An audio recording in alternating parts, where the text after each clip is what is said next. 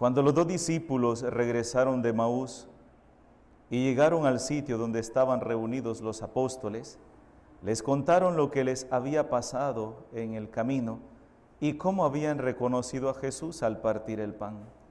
Mientras hablaban de esas cosas, se presentó Jesús en medio de ellos y les dijo: «La paz esté con ustedes». Ellos, desconcertados y llenos de temor, creían ver un fantasma. Pero Él les dijo: «No teman, soy yo. ¿Por qué se espantan? ¿Por qué surgen dudas en su interior? Miren mis manos y mis pies, soy yo en persona. Tóquenme y convénzanse. Un fantasma no tiene ni carne ni huesos, como ven que tengo yo». Y les mostró las manos y los pies. Pero como ellos no acababan de creer de pura alegría y seguían atónitos, les dijo: «¿Tienen aquí algo de comer?». Le ofrecieron un trozo de pescado asado. Él lo tomó y se puso a comer delante de ellos. Después les dijo: «Lo que ha sucedido es aquello de que les hablaba yo cuando aún estaba con ustedes, que tenía que cumplirse todo lo que estaba escrito de mí en la ley de Moisés y en los profetas y en los salmos». Entonces les abrió el entendimiento para que comprendieran las Escrituras y les dijo: «Está escrito que el Mesías tenía que padecer y había de resucitar de entre los muertos al tercer día, y que en su nombre se había de predicar a todas las naciones, comenzando por Jerusalén la necesidad de volverse a Dios y el perdón de los pecados. Ustedes son testigos de esto». Palabra del Señor. Por las palabras del Santo Evangelio sean perdonados nuestros pecados.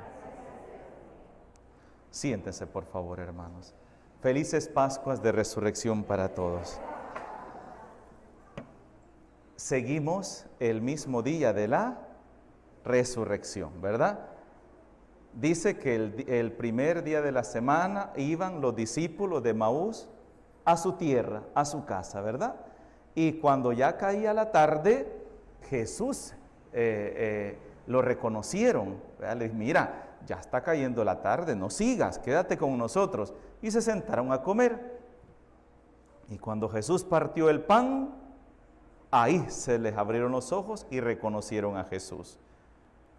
En ese momento emprendieron camino hacia Jerusalén y llegaron deprisa a contarles a los discípulos del Señor. Contándoles estaban lo que les había sucedido a ellos cuando Jesús se apareció entre ellos. Hermanos, me parecen unos detalles muy interesantes que me gustaría retomar hoy. Fíjense que Jesús aparece en diferentes lugares y de diferentes maneras. ¿Cómo encontrar a Jesús? ¿Cómo encontrarnos a Jesús o dónde encontramos a Jesús? Sería la pregunta que hoy tendríamos que hacernos hoy nosotros. ¿Dónde puedo encontrar a Jesús? ¿Dónde lo puedo encontrar? Lo puedo encontrar en el caminante. ¿Cómo se les apareció Jesús a los discípulos de Emaús? Como un caminante más, como esa persona que se nos cruza por nuestro camino, va con nosotros quizás en el bus, se sienta parte de nosotros en el bus, o de repente nos lo encontramos en el camino. Ahí está Jesús. Y puede hacer que esa persona sea un necesitado, un enfermo, alguien que necesita de mi ayuda. Ahí va Jesús, como se les apareció a los discípulos. ¿Y ellos fueron capaces de reconocerlo? No lo reconocieron. Otro lugar donde podemos encontrarnos con el Señor. Me llama la atención porque muchos dicen esta frase: cuando Jesús partió el pan, desapareció, dicen algunos. No, yo pensaría que Jesús no desapareció, sino que Dice el texto de ayer, mire, cuando estaba a la mesa, tomó un pan, pronunció la bendición, lo partió y se lo dio. Entonces se les abrieron los ojos y lo reconocieron, pero él se le desapareció. Se les desapareció. La figura que habían visto se les desapareció, pero en vez de su figura, ¿qué les quedó? El pan bendecido, porque solamente él lo bendecía de esa manera. Aquí está una palabra clave. Si dice la Sagrada Escritura que ellos, cuales cuando lo escucharon, se dieron cuenta que solamente él bendecía el pan de esa manera. ¿Cuándo? En la última cena. Tomen, coman, todos de él, porque esto es mi cuerpo. Tomen y beban, porque esta es hagan esto en memoria mía. Ahí lo reconocieron. Jesús desaparece físicamente, pero ¿qué queda delante de ellos? La Eucaristía, el pan consagrado. ¿Dónde es el otro lugar donde nos encontramos con Jesús por excelencia? En la Eucaristía. Fíjense que si a mí me preguntan, Padre, y cuando Jesús dice en Mateo 28:20, yo estoy con ustedes hasta el fin del mundo, ¿dónde está Jesús por excelencia? En la Eucaristía. Ahí es la presencia real. Esto es mi cuerpo, esta es mi sangre. ¿Se acuerdan la lectura que tomábamos el Jueves Santo? La leíamos. El Jueves Santo tomada de la carta del apóstol San Pablo. Esa lectura a mí me gusta muchísimo, porque lo dice de una manera tan bella, tan clara, porque muchos podrían decir, no, mire padre, pues sí, en aquel tiempo, ¿verdad? Celebraban y todo eso, pero eso desapareció, eso ya después los cristianos tomaron un nuevo rumbo, un nuevo camino, y ya eso ya pasó a la historia. No, fíjense que no. San Pablo muere en el año 63, 62 más o menos por esa fecha, se me ha ido la fecha exacta, pero después del año 60, Cristo muere en el año 33, entonces más o menos en el año 34, 35 fue la conversión del apóstol San Pablo, y durante todos estos años, pues él estuvo ahí, ¿verdad?, predicando a las comunidades, llamándolas a la conversión, pero San Pablo empieza a escribir sus cartas, la mayoría de ellos, ya en el cautiverio, cuando ya está preso, ¿verdad? Cuando ya él sabe que lo van a matar, y él escribe esta carta. Y esta carta, Corintios 11, carta del apóstol San Pablo a los Corintios, capítulo 11, debería ser una carta que deberíamos leerla, y este texto deberíamos aprenderlo. Acuérdense, se da una discusión en cuanto a que las comunidades que van surgiendo, ¿verdad? Dicen, no hombre, pero tan pobrecita, porque ellos hablaban de la cena, vamos a celebrar la cena del Señor, o la fracción del pan, y decían, pero ¿cómo vamos a llevar solo pedacito de pan y un poquito de vino? No hombre, si nosotros tenemos pollo, podemos llevar carne, podemos llevar queso, podemos llevar esto, jugo, frutas y todo eso. Y el apóstol San Pablo dice, nada de comilonas. ¿O es que pretenden avergonzar a los santos? Avergonzar a los santos significa a los apóstoles, así lo llamaba el apóstol San Pablo, a los apóstoles. ¿O es que pretenden avergonzar a los santos? Yo he recibido de viva voz de ellos lo que les transmití a ustedes. Oigan esto, yo recibí del Señor lo mismo que les he transmitido, que el Señor Jesús la noche en que iba a ser entregado tomó pan en sus manos y pronunciando la acción de gracias lo partió y dijo, esto es mi cuerpo que se entrega por ustedes, hagan esto en memoria mía. Lo mismo hizo con el cáliz después de cenar diciendo, este cáliz es la nueva alianza que se sella con mi sangre, hagan esto en memoria mía, siempre que beban de él, siempre. Por eso, miren lo que dice, por eso, cada vez que ustedes comen de este pan y beben de este cáliz, proclaman la muerte del Señor hasta que Él vuelva. Aquí está la clave, ¿eh? Los protestantes dicen, si está en la Biblia, creo. Y aquí está en la Biblia. ¿Hasta cuándo tenemos la orden de celebrar el sacrificio del Señor? Hasta que Él vuelva. Así es de que la Eucaristía es el memorial, es la presencia real de nuestro Señor Jesucristo. Y a mí me llama mucho la atención cuando los discípulos de Emaús van a hacer mucho énfasis. Lo reconocimos al partir el pan. Ahí lo reconocimos.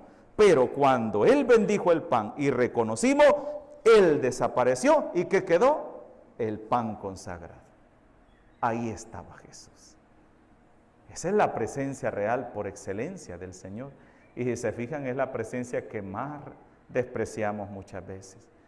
Decía un protestante, porque ellos no creen en la Eucaristía, y de hecho en las iglesias protestantes no se habla de la Eucaristía, no se toca el tema de la Eucaristía, de la Cena del Señor tampoco se toca el tema de María, de la anunciación del ángel, tampoco se toca el tema de la confesión. Me ha sido dado todo poder en el cielo y en la tierra. A quienes ustedes les perdonen los pecados les quedarán perdonados, y a los que no se los perdonen les quedarán sin perdonar. Y así hay una serie de temas, como por ejemplo el apóstol San Pablo, que habla de la cruz, ¿verdad? Para los protestantes la cruz es maldición, la cruz es desgracia, ustedes adoran la cruz, la que mató al Señor. Y ustedes saben que la cruz no mató al Señor, lo mataron nuestros pecados. La cruz simplemente simboliza el altar donde el Señor se inmoló por nosotros. Entonces todos esos textos no los tocan, al igual que este de la carta del apóstol San Pablo, que habla sobre la Eucaristía, el Evangelio de San Juan en el capítulo 6, tampoco lo tocan ellos. ¿Por qué? Porque si ellos empiezan a tocar todos esos temas, ¿a dónde van a ir a parar? A la Iglesia Católica, exactamente. Si ellos empiezan a tocar los temas de la confesión, de la Eucaristía, de María Santísima, de la cruz, de la confesión, si ellos empiezan a tocar estos temas y a hablar de esos temas, de la importancia de estos sacramentos, la importancia de María dentro de la obra de la salvación, al final los pastores protestantes saben que se van a quedar sin feligreses y todos van a ir a parar a la Iglesia Católica. Es así, ¿verdad? Entonces, segundo lugar, por excelencia, donde se aparece Jesús, ¿dónde es? En la Eucaristía. Y hoy encontramos un tercer lugar donde Jesús está. Hablando de eso estaba los discípulos de Emaús con los demás apóstoles, cuando de repente, ¿qué pasó? Se apareció el Señor. La paz esté con ustedes. La paz esté con ustedes. Se les apareció en medio de ellos, ahí se apareció. ¿Dónde es un segundo lugar donde lo podemos encontrar? Lo podemos encontrar en la comunidad. Y en la comunidad, ¿a través de qué? A través de la escucha de la palabra de Dios. Jesús mismo nos va a decir que todos sean uno como tú y yo somos uno, Padre, para que todo el mundo crea que tú estás en mí y yo en ti. La iglesia es una, y en la unidad es donde está Dios. En la unidad, en la división no está Dios, es en la unidad. Por eso el llamado de la iglesia siempre, y tiene que resonar, es a la unidad, no a la división. Porque muchas veces cada uno de nosotros agarramos un Dios a nuestra manera, a nuestro gusto, y queremos que las cosas sean como a mí me parecen. No es ni como a ti te parece, ni como a mí me parece, sino como a Dios le parece. Por eso yo he usado muchas veces esta palabra, que le preguntemos al Señor, Señor, ¿qué opinas de cómo hago yo las cosas? ¿Qué opinas, Señor, de esto? Y dejemos que el Señor hable a nuestro corazón y nos muestre cuál es su voluntad. No mi voluntad, ni la de los demás, sino la voluntad de Dios, porque eso es lo que muchas veces nos cuesta a nosotros. Y dentro de la comunidad, ¿en qué otro lugar nos encontramos con Dios? El cuarto lugar, en la palabra de Dios. Cuando estamos en la comunidad, Dios nos habla a cada uno de nosotros. Dios nos habla a través de su palabra, pero a veces qué difícil es escucharlo, ¿verdad? Yo he tenido que escuchar con tristeza muchas personas que piensan que porque el sacerdote está predicando fuerte o está tocando un tema así social, una cuestión así muy delicada de familia, de matrimonio, está hablando sobre la educación de los hijos, está hablando sobre temas de religión, de compromiso, de amor al prójimo o del pecado, ¿verdad? Que es una lacra que destruye nuestra vida, pero también destruye la vida de las demás personas. El pecado de uno que está destruyendo la dignidad del matrimonio, de los jóvenes, de los niños. Cuando empezamos a tocar esos temas, hay gente que se enoja. ¿Y qué dice? Ese cura solo para pelarle la cara a uno sirve. Así. Pero hermano, ¿y entonces a qué vienes a la iglesia? ¿A qué vas a la iglesia? Si no quieres que te toquen tus problemas. O sea, es como que si tú vayas a un doctor y lleves una enfermedad grave y sabes que esa enfermedad te va a llevar a la muerte, y ustedes saben que el pecado, la paga del pecado, ¿qué dice el apóstol San Pablo? ¿Qué es? La muerte. Romanos 3:23, la paga del pecado es la muerte. Entonces un pecado me puede llevar no solo a la muerte física, sino a mi muerte espiritual. Y si no tengo cuidado con mi pecado, puedo arrastrar yo a otras personas a su propia condenación. Entonces, pero hay personas que no entendemos eso, cuando de repente la palabra de Dios está tocando puntos así centrales en la vida del cristiano, lo vemos como una agresión, lo vemos como una ofensa. Pero es que, hermano, esto es lo que nos cuesta entender a nosotros. Yo no estoy predicando mi palabra, es la palabra de Dios la que te está hablando sobre el pecado, sobre sus consecuencias. Es la palabra de Dios que está poniendo el dedo en la llaga para que tú salgas de ese vicio, de ese egoísmo, de la soberbia, de la ambición. Es la palabra de Dios la que te está poniendo el dedo ahí. No soy yo, porque yo soy un pecador igual que tú, que necesito convertirme, que necesito cambiar, que necesito luchar cada día. Por eso me confieso, por eso hago oración, por eso pido perdón al Señor por mis pecados, porque yo, al igual que tú, estoy en un proceso de conversión, pero es la palabra de Dios la que me cuestiona, la que me mueve y la que me quiere hacer ver dónde estoy parado, qué es lo que estoy haciendo, si realmente soy cristiano solamente de nombre porque fui bautizado, como algunas personas dicen. ¿Usted por qué dice que es católico? Ah, como mi abuelita era católica, mi mamá era católica y me bautizaron chiquito, pero soy católico. No, hermanito, tú eres un cristiano si no practicas la religión. Tú eres un cristiano bautizado, no practicante, viviendo como un pagano. Pero el que te hayas bautizado, el que hayas recibido la primera comunión, el que te hayas confirmado, el que te hayas casado, eso no te garantiza que vas a ir al cielo. Lo que te va a garantizar son las obras, son aquellas acciones que tú realices de acuerdo a la palabra de Dios. ¿Ve? Ahí está. Y Jesús hoy nos dice en el Evangelio, después que les dice, miren, tóquenme, soy yo, no soy un fantasma, como algunos pretenden hacer ver, ¿verdad? Que Jesús fueron visiones nada más. Incluso hay ¿cómo se llama esto? No sé si Discovery Channel o no sé qué, pero son programas esos de ciencia, ¿verdad? Que salen ahí diciendo de que han encontrado los huesos de Cristo, que el Vaticano no quieren que saquen la tumba de Jesús porque han descubierto dónde está enterrado y esto y lo otro. Hermanos, y saben que hay muchos, incluso sacerdotes o teólogos, que dicen, no, miren, no se preocupen, si llegan a descubrir que Jesús no resucitó, sino que y encuentran los huesos de él y todo eso, las marcas de los clavos, y encuentran eso, ustedes no se preocupen, que miren, al final lo que tiene que contar para nosotros es lo que él nos enseñó: el amor al prójimo, el luchar por ser buenos, el ayudarnos, la justicia, que murió por nosotros. Eso es lo importante para nosotros. Si descubren que no resucitó, no se preocupen. ¿Cómo que no? Si Jesús no, ¿qué dice el apóstol San Pablo? Si Cristo no hubiese resucitado, vana sería nuestra fe, no serviría de nada. Entonces estos evangelios no sirven de nada, porque aquí nos están diciendo que un grupo de hombres que estaban encerrados por miedo se les apareció, lo pudieron tocar. Miren mis manos y mis pies, ve, miren mis manos y mis pies. Y incluso se puso a comer enfrente de ellos y les dijo, yo no soy un fantasma no comen, como para algunos que tienen una costumbre de poner el día de los difuntos ayotes en miel en el techo de la casa para que el fantasma venga a comer ayotes, ¿verdad? O como aquellos que ponen un vaso de agua en el velorio o en los rezos de los difuntos para que el alma venga a beber agua, Padre. Que del gran encierro, la gran calor y el montón de velas que están ahí, el agua se evapora. Claro que se va a evaporar por el gran calor que hay insoportable ahí. Pero no, sí, el alma, un fantasma, Jesús dice, un fantasma no come, ni bebe, ¿verdad? Eso lo dice aquí hoy. Entonces, Él no es un fantasma, es verdaderamente Jesús resucitado. Y es eso lo que va a cambiar, ese acontecimiento, lo que va a cambiar a aquel montón de hombres cobardes, miedosos, como lo leemos hoy en la primera lectura, un hombre valiente y capaz de señalar, ustedes mataron al Señor, entregaron al Señor para que lo mataran, pero Dios lo resucitó. Y en nombre de Él es que yo he levantado a este paralítico. Esa es la buena noticia, que Cristo ha resucitado. Eso es lo que debe llenar nuestros oídos.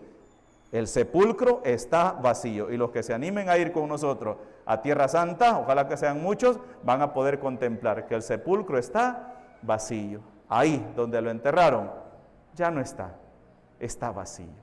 En el nombre del Padre, del Hijo y del Espíritu Santo. Amén.